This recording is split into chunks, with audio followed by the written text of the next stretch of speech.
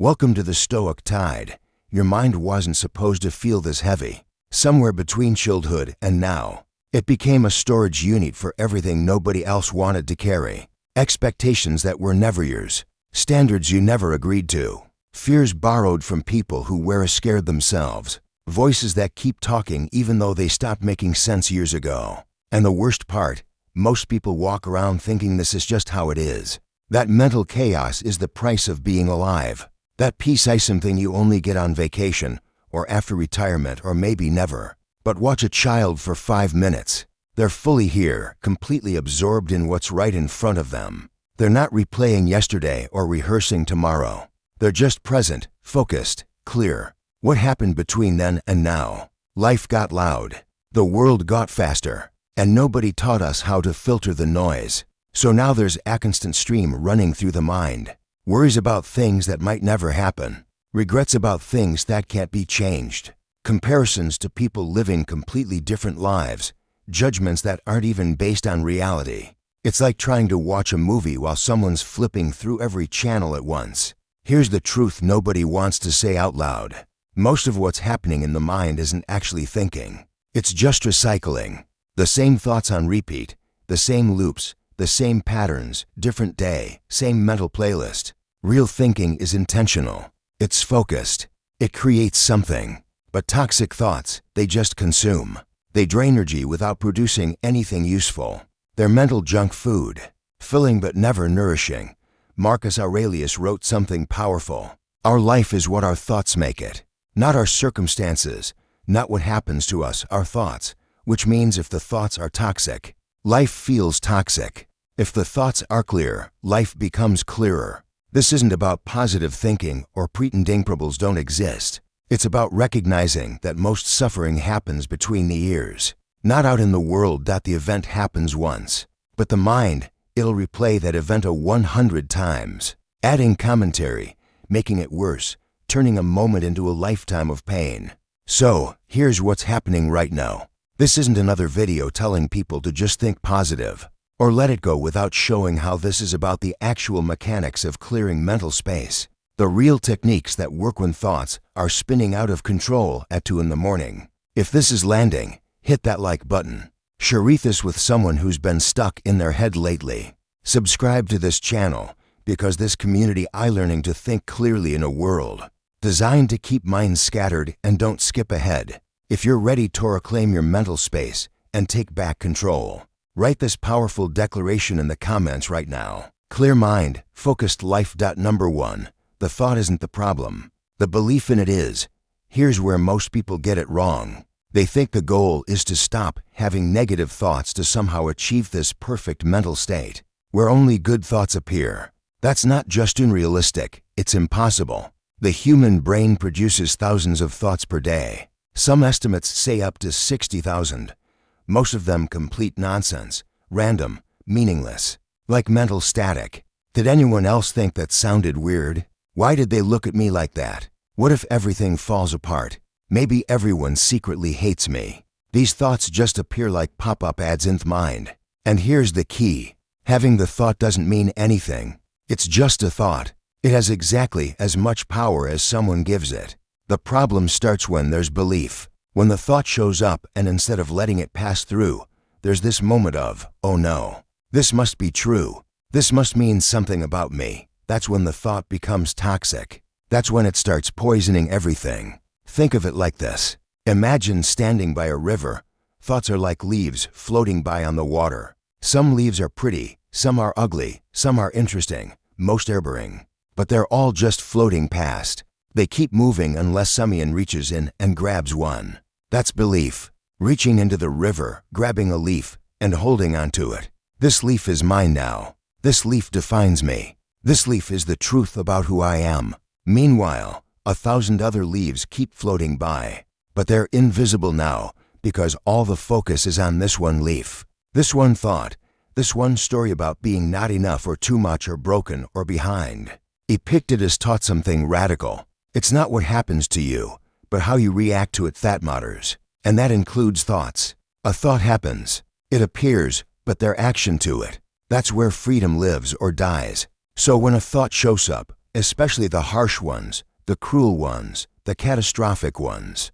There's a choice point, a split second, where it's possible to either grab onto it or let it pass. Most people don't even know that choice exists. They think thought appears, therefore thought is true.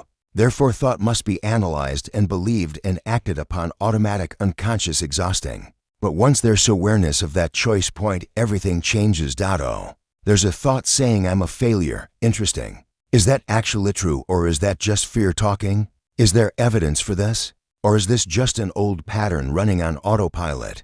That little bit of space, that pause between thought and belief, that's where freedom lives. Here's a practical way to practice this. When a toxic thought appears, instead of immediately believing it, just label it. That's a worry thought. That's a comparison thought. That's a fear thought. That's a shame spiral starting. Labeling creates distance. It reminds the mind this is just one thought among thousands. It's not the absolute truth. It's not the final word. It's just a thought. And thoughts, when they're not fed with belief and attention and energy, they fade. They lose their grip. They become what they actually are. Temporary mental events that come and go like weather. Type this affirmation below and let it be your anchor when thoughts try to pull you under. Thoughts pass, I remain. Music number 2. The mind follows where your attention leads.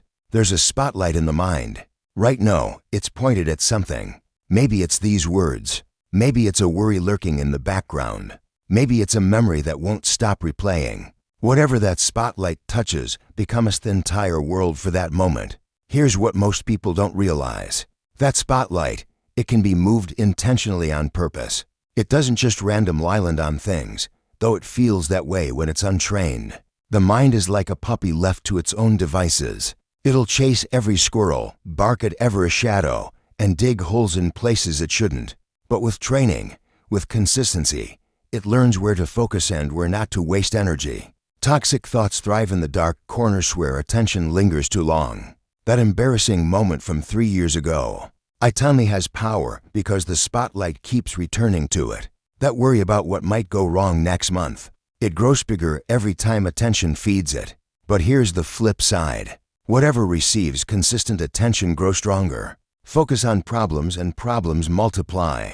Focus on gratitude and suddenly there's more to be grateful for. Not because reality changed, because perception shifted. The Stoics called this guarding the mind. Seneca wrote, "The mind that is anxious about future events is miserable." He wasn't saying don't plan for the future. He was saying, don't give attention to imaginary disasters that haven't happened and probably never will. So, how does this actually work?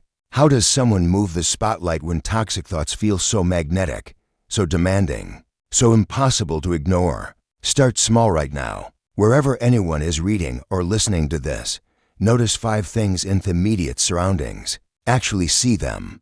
The color of a wall, the texture of fabric, the way light hits a surface, a sound in the background, the feeling of breath moving in and out. That's attention being redirected. That's the spotlight being moved from whatever mental loop was running to what's actually happening in this moment. And in this moment, right now, things are usually okay. Not perfect, but okay. The toxic thoughts live in past and future. Why did that happen? What if this goes wrong? They can survive in the present moment because the present moment is just what is no story, no drama, just reality, plain and simple. This doesn't mean ignoring real problems. It means not giving attention to mental fiction. If there's a real problem that needs solving, attention should go there. But focused, clear attention that leads to action, not the scattered, anxious attention that just spins in circles. Here's a practice that actually works.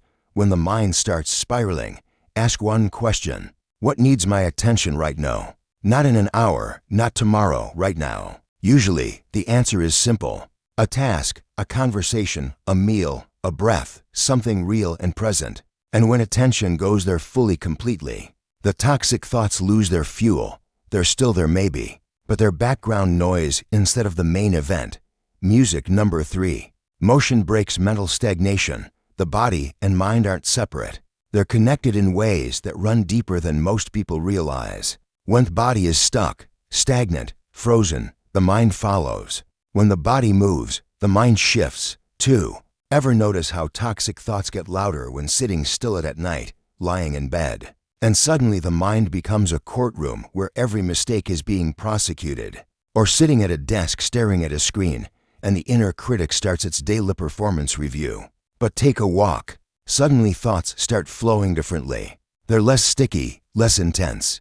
The rhythm of movement creates a rhythm. In thinking, problems that seemed impossible start having solutions. Emotions that felt permanent start shifting. This isn't coincidence, it's biology. Movement changes brain chemistry. It releases tension stored in muscles. It interrupts the feedback loops that keep toxic thoughts circling. When the body is in motion, the mind can't stay stuck in the same groove. The ancient Stoics knew this. They didn't just sit around thinking all day. They walked. They trained. They engaged physically with the world. Aristotle taught while walking. The Stoics practiced wrestling and physical discipline. They understood that philosophy without physical practice was just theory. Here's what this looks like in real life. When anxiety starts building, when thoughts start racing, when the mind feels like it's going to explode, move. Not aggressively, not frantically, just move. Stand up, stretch, walk to another room. Step outside for 2 minutes. Do 10 jumping jacks. Shake out the arms and legs. Dance to one song. Anything that gets the body out of its frozen state. Because here's what happens. The body sends signals to the brain. We're moving. We must not be in immediate danger. We can calm down now. It's like hitting a reset button on the nervous system. And it's not just about exercise. It's about breaking physical patterns that reinforce mental patterns. Someone always spirals while lying in bed. Don't try to think their way out while lying in bed. Get up, change locations, change positions. The mental pattern is tied to the physical pattern, and changing one helps change the other. There's also something powerful about using the body to express what the mind is holding. Feeling angry? Push against a wall with full force for 30 seconds. Feeling sad? Let the shoulders drop. Let the chest cave in. Really feel it physically. Then deliberately stand tall. Open the chest. Lift the head. The position shifts the emotional state. This isn't about ignoring feelings. It's about not letting them trap the whole system in stagnation. Emotions want to move through. That's why they're called emotions. Energy in motion. But when the body is still, emotions get stuck. They pull. They become toxic. Think about animals. When a deer escapes a predator, it doesn't just stop and go back to grazing. It shakes, literally trembles and shakes to release the stress hormones and trauma from its system. Then it goes back to grazing. Humans. Someone has a stressful experience and then sits at a desk for 8 hours holding it all in, wondering why anxiety won't leave. The body never got to complete the stress cycle. The energy never got to move through. So here's the practice. When toxic thoughts are taking over, ask the body what it needs. Does it need to stretch, to walk, to run, to shake, to breathe deeply, to cry, towel? And then let it give the body permission to move, to release, to express. Not performing for anyone, not trying to look a certain way. Just letting the physical system do what it naturally wants to do. Discharge stuck energy and return to balance. The mind will follow. It always does. Number 4. What enters the mind shapes what exits it. The mind is permeable. It absorbs. Everything that comes and leaves our residue, changes the chemistry, shifts the landscape.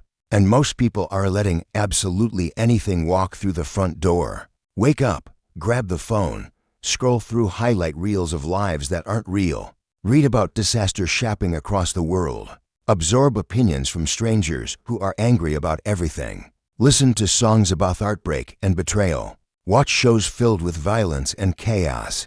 Then wonder why the mind feels anxious, scattered, and dark. It's not a mystery. It's input and output. Feed the mind poison. Get poison thoughts. Feed it chows. Get chaotic thinking. Feed it comparison. Get feelings of inadequacy. The mind doesn't have an automatic immune system that filters out toxicity. It takes in whatever it's exposed to and tries to make sense of it. And when it's constantly exposed to negativity, even if it's quiet, even if it feels harmless, that negativity becomes the default setting. Think about walking into a room that smells like smoke. At first, it's obvious and unpleasant, But stay there long enough, you stop noticing it. The nose adapts. The same thing happens to the mind. Constant exposure to toxic content becomes normal. Background noise barely noticeable, but still there, still influencing mood, still shaping thoughts. Marcus Aurelius wrote, "The things you think about determine the quality of your mind. Your soul takes on the color of your thoughts." He understood that what enters shapes what becomes. The mind isn't separate from what it consumes. It becomes what it consumes. So what does protecting mental input actually look like? It means becoming selective, intentional, almost ruthless about what gets access. Maybe that means not checking the phone first thing in the morning, starting the day with silence or music, or movement instead of immediately downloading everyone else's chaos into a fresh mind. Maybe it means unfollowing accounts that spark envy or insecurity, even if they're popular, even if everyone else follows them. The mind doesn't need to see perfectly curated lives that make real life feel small. Maybe it means limiting news consumption. Staying informed is one thing. Refreshing feeds about every terrible thing happening everywhere is another. The mind was never designed to carry the weight of global suffering 24/7. It collapses under that load. Maybe it means being selective with conversations. Some people drain life. They complain endlessly, create drama, and pull others into their negativity. And while compassion matters, there's a difference between supporting someone and becoming a dumping ground for their emotional pollution. Maybe it means curating what plays in the background, the music, the podcasts, the shows. If it's filling your mental space with darkness, anger, or fear, even unconsciously, it's shaping your thoughts in those directions. This isn't about living in a bubble or pretending negativity doesn't exist. It's about recognizing that attention and mental space are limited resources. They're precious, and giving them away carelessly to whatever screams loudest turns the mind into a battleground instead of a sanctuary. The Stoics practiced this carefully. Seneca advised, avoid what corrupts that your actor, not just actions, influences. He understood that buying around certain people, consuming certain content, exposing the mind to certain energies inevitably shapes thinking and behavior. Here's a practical step. For only a week, track what you consume. Every scroll session, every show, every conversation, every song. Then at the end of the week, notice the patterns. How does the mind feel after each input? Lighter or heavier, clearer or more confused, energized or drained? Then make cuts. Quiet, clean, ruthless cuts. If something consistently leaves the mind worse than it found it, remove it, unfollow, unsubscribe, delete, walk away. No guilt, no apology. Protecting your mental health isn't rude. It's survival. And start adding better inputs. Things that inspire, that teach, that calm, that strengthen. Books that expand you, music that lifts you. People will bring out the best in you. Content that leaves the mind feeling more capable, not more broken. The mind will resist at first. It's used to the junk food. It's addicted to the drama. But feed it quality consistently, and the cravings for toxicity fade. New patterns form. New defaults take shape. If you're committed to becoming the gatekeeper of your own mind, prove it by leaving this affirmation below. I protect what I consume. Number 5. Clarity comes from closing open loops. The mind keeps lists, invisible lists of unfinished business. Things left unsaid, decisions not made, conflicts unresolved, projects half done, promises unkempt, especially promises to oneself. And every single item on those lists takes up mental RAM. Like a computer with too many programs running in the background, the mind slows down, gets foggy, feels overwhelmed even when a thing urgent is happening, because there are 50 things quietly demanding attention underneath the surface. Toxic thoughts love open loops. They feed on them. That conversation that ended badly 3 months ago, still unresolved. So the mind keeps replaying it, trying different outcomes, creating imaginary versions of what should have been said. That decision that keeps getting postponed. The mind keeps circling back to it, weighing options, creating anxiety about choosing wrong. These open loops create mental clutter that makes focus impossible. It's like trying to watch a movie while someone keeps pausing it. Torment about things that need doing. Can't be present, can't be clear, can't think straight, because the mind is juggling too much unfinished business. Epictetus taught about distinguishing between what's in our control and what isn't, but then actually following through on what is controllable. Not just acknowledging it, acting on it, completing the loop. So what does closing loops actually look like? It starts with making the invisible visible. Writing down everything that's creating mental noise, every unfinished task, every unmade decision, every unresolved situation, getting it out off head and onto paper where it can be seen clearly. Then comes the hard part, taking action or making a decision, even if it's uncomfortable, even if it's not perfect.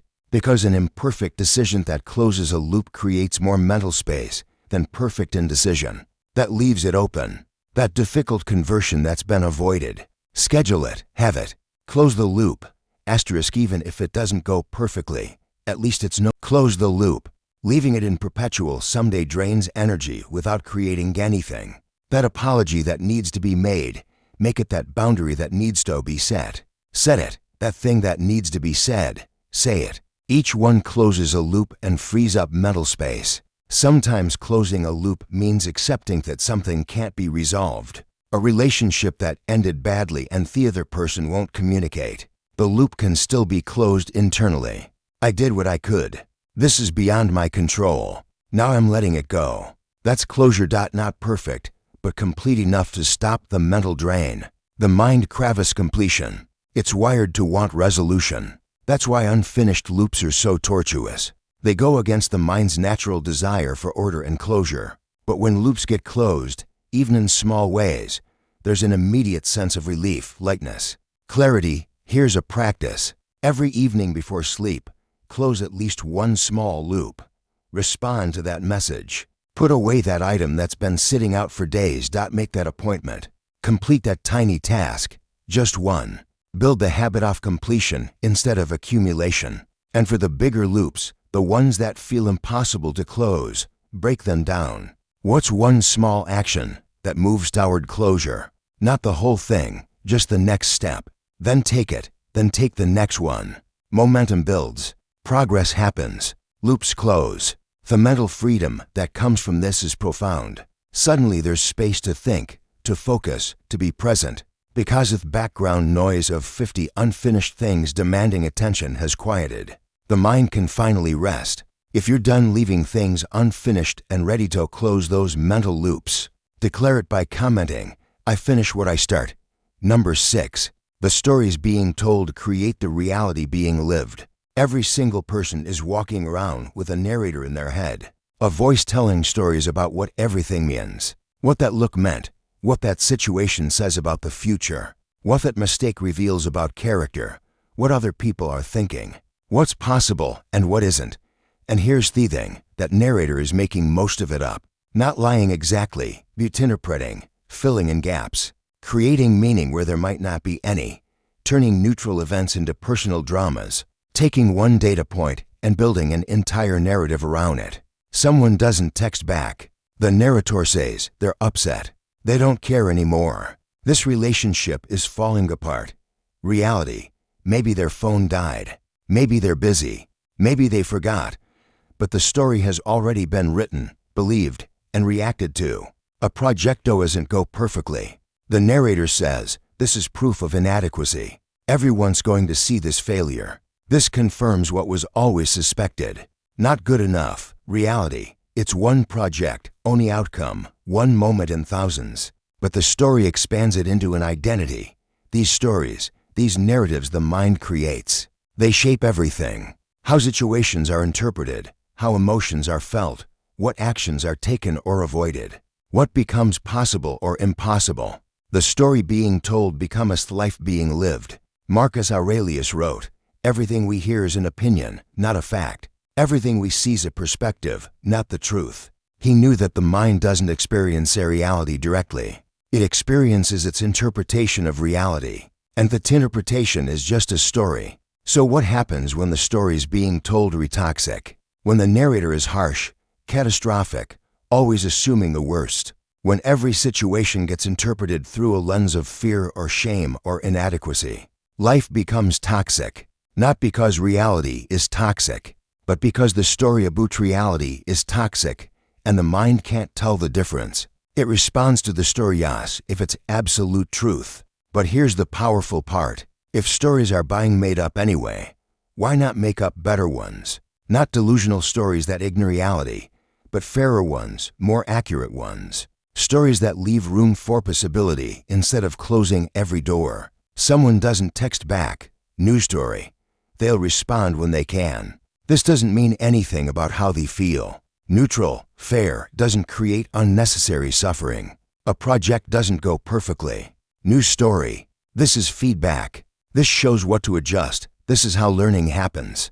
Constructive growth-oriented.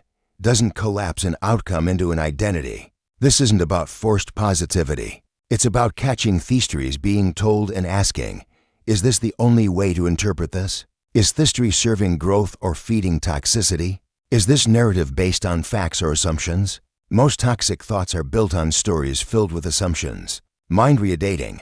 They definitely think less of me now. Fortune healing. This is never going to work out. Labeling. I'm just broken. These aren't facts. They're narratives and they can be questioned. The Stoic practice was to separate impression from judgment. Something happens. That's the impression. Then comes the judgment. Theory about what it means. And that's where freedom lives. In the space between what happened and the story being told about what happened. Here's how to practice this. When a toxic thought appears, write down the story it's telling. Then write down just the facts. What actually objectively happened without any interpretation. The difference is usually massive. Story. I'm a complete failure and everyone sees it. Facts. One project didn't meet expectations. Story. Nobody cares about me. Facts. 3. People didn't respond to messages. Today is story. My life is falling apart. Facts. 3. Difficult things happened this week. See the gap. The story is expansive, dramatic, absolute. The facts are specific, limited, manageable. And when attention shifts from story to facts, the emotional intensity drops. Not because feelings are being denied, but because the narrative feeding them has been challenged. Then comes the choice. What story would be more fair, more accurate, more useful? Not a fantasy story. A better interpretation of the same facts. On a project didn't meet expectations, which means there's room to learn and adjust for the next one. 3 people didn't trust me today, which is normal.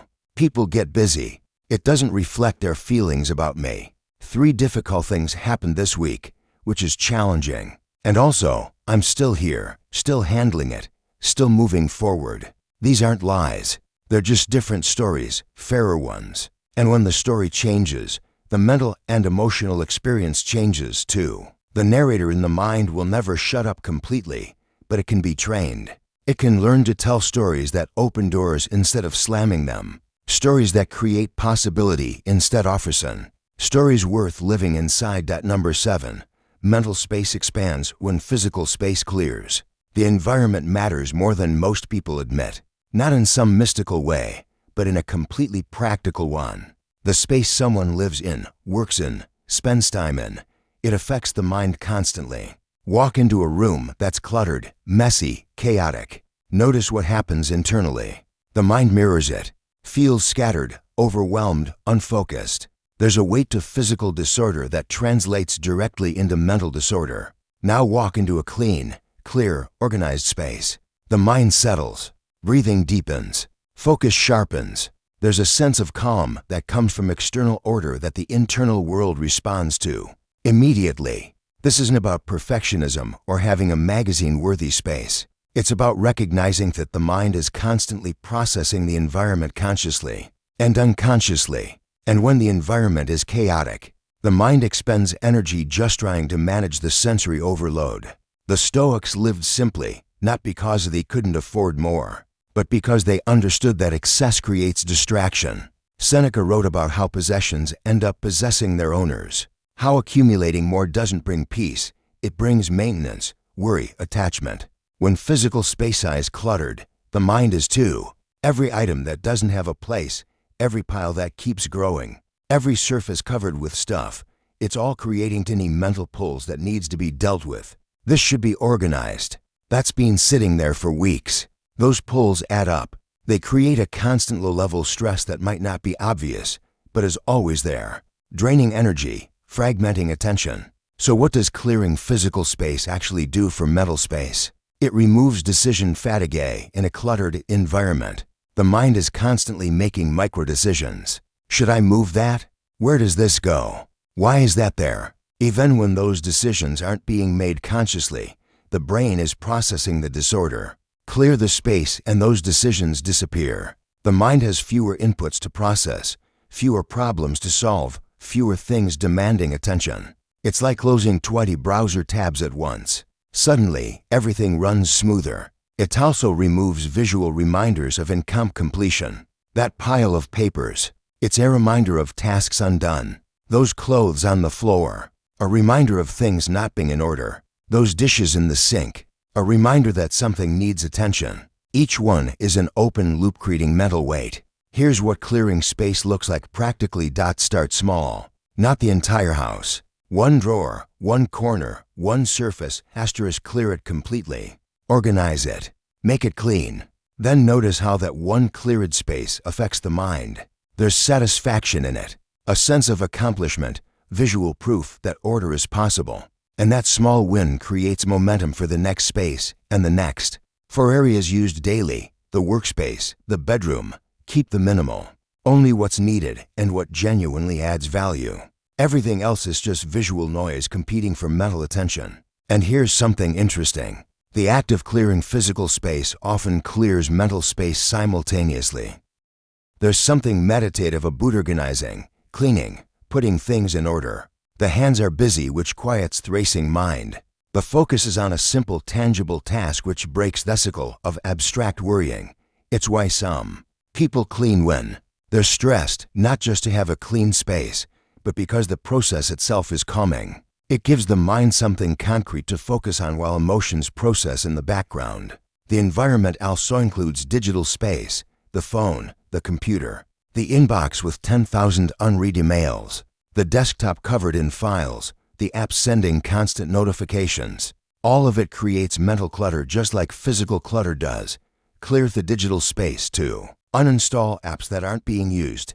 Delete old files. Organize what remains. Turn off notifications that aren't essential. Create boundaries around when and how devices are used. The mind craves simplicity. It functions best in environments that support focus rather than fracture it. And while it's impossible to control every environment, the spaces that can be controlled, home, workspace, digital devices, those matter deeply. Clear the space, clear the mind. It's that direct, that immediate, that powerful. If you're ready to create an environment that supports your mental clarity instead of sabotaging it, commit by typing clear space, clear mind. Number 8, resistance feeds what it fights. Here's a paradox that trips up almost everyone.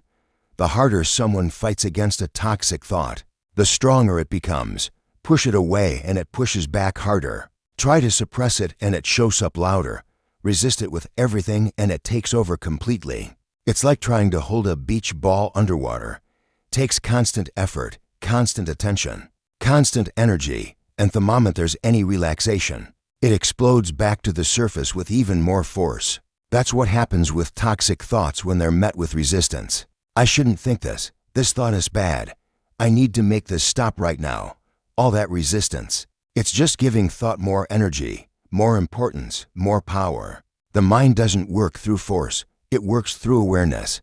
Fighting a thought keeps attention locked on that thought, and attention is food. Whatever gets attention grows. So fighting toxic thoughts is actually feeding them while trying to starve them. No wonder it doesn't work. Carl Jung said, "What you resist persists." The Stoics understood this in their own way. They didn't teach suppression. They taught acceptance of what is combined with wise action toward what could be. Accept the thought exists. Don't give it power through resistance. Then choose a different direction. Think about physical pain. When someone tenses up against pain, it gets worse. The muscles contract. Blood flow restricts. The nervous system amplifies the signal. But when someone breathes into the pain, relaxes around it, accepts it without fighting it, often the pain lessens, not because it's gone, but because resistance isn't multiplying it. Same with mental pain, same with toxic thoughts. They appear, that's just what minds do. But the suffering doesn't come from the thought itself. It comes from the war being waged against the thought. I can't believe I'm thinking this again. What's wrong with me? Why can't I just stop? This is pathetic. I'm pathetic for having this thought. Now, there's not just one toxic thought. There's a whole spiral of toxic thoughts about having the toxic thought. The resistance created more of what it was trying to eliminate. So, what's the alternative? Acceptance. Not agreement, not approval. Just acceptance that the thought is there. Okay. There's that anxious thought again. It showed up. Makes sense given the circumstances. It's just a thought though. It doesn't control me. It doesn't define me. It's just passing through. No fight, no drama, just acknowledgement. And when there's no resistance to push against, the thought has nowhere to go. It appears, gets noticed, and then fades because it's not getting the reaction. It needs to stick around. This is what the Stoics called objective representation. See things as they actually are, not as worse than they are. A toxic thought appears. It's just neurons firing in a pattern. It's just mental activity. It's not a truth. It's not a command. It's not an identity. It's just a thought. Here's a practice that works. When a toxic thought shows up, instead of fighting it, get curious about it. Interesting. Where did that come from? What triggered that? What is this thought trying to protect me from? Curiosity dissolves resistance. Can't be at war with something while genuinely curious about it. And often underneath toxic thoughts are legitimate concerns or unmet needs trying to get attention in the only way they know how. The anxious thought about the future. Maybe it's pointing to something that actually does need planning or preparation. Address that practical need. And the thought often quiets the self-critical thought. Maybe it's an internalized voice from childhood that learned criticism equals safety. Understanding that context takes away its power. The thought doesn't have to be destroyed. It just has to be seen clearly. And when it's seen clearly without resistance, without making it bigger than it is, it naturally loses intensity. The beach ball can float on the surface. It doesn't have to boil underwater. It doesn't have to be thrown away. It can just be there, neutral, not a threat, just an object in the water. Number 9. Consistency shapes destiny more than intensity. Everyone wants the dramatic moment, the breakthrough, the one powerful experience that changes everything forever. And sometimes those moments happen, but they're not what creates lasting change. They're not what builds a mind that stays clear and focused through difficulty. What builds that? Small actions repeated daily over weeks, over months, over years. Consistency. Someone can have the most profound insight about toxic thoughts while watching a video like this. Can feel completely transformed, completely clear, ready to take on the world. And then 2 days later, back to the same patterns, same loops, same mental chaos. Because one moment of clarity doesn't reprogram years of conditioning. One powerful experience doesn't override thousands of hours of practiced mental habits. Transformation isn't an event. It's a process, and processes require repetition. The Stoics knew this deeply. They didn't just study philosophy once and call it done. They practiced daily. Marcus Aurelius wrote in his journals every single day, working through his thoughts, reminding himself of principles, redirecting his mind toward wisdom. Epictetus taught his students through constant repetition, knowing that understanding something once doesn't mean it's integrated. Think about learning any skill, playing an instrument, speaking a language, building strength. Nobody practices once intensely and becomes a master. It's the daily practice, even when it's boring, even when progress isn't obvious, even when motivation is low, that creates real capability. Mental clarity works the same way. It's built through consistent practice. No intense effort followed by neglect. What does consistency look like here? It's squeezing 1 or 2 practices from everything shared in this video and doing them daily. Not perfectly, not intensely, just consistently. Maybe it's taking 2 minutes every morning to notice and release toxic thoughts before they build momentum every single morning, even when running late, even when it feels unnecessary, especially then. Maybe it's the evening practice of closing 1 open loop before sleep every night. Just 1 building the habit of completion instead of accumulation. Maybe it's the moment a toxic thought appears, pausing to label it instead of believing it every time. That's a worry thought. That's a comparison thought. Building the habit of awareness instead of automaticity. These practices seem small, almost too small to matter, but that's exactly why they work. They're sustainable. They don't require massive willpower or perfect conditions. They just require showing up, even in the smallest way, consistently. There's a concept in behavior change, the aggregation of marginal gains, small improvements. 1% better, compounded over time, create massive results, not because any single day is transformative, but because the direction is consistent and the accumulation is powerful.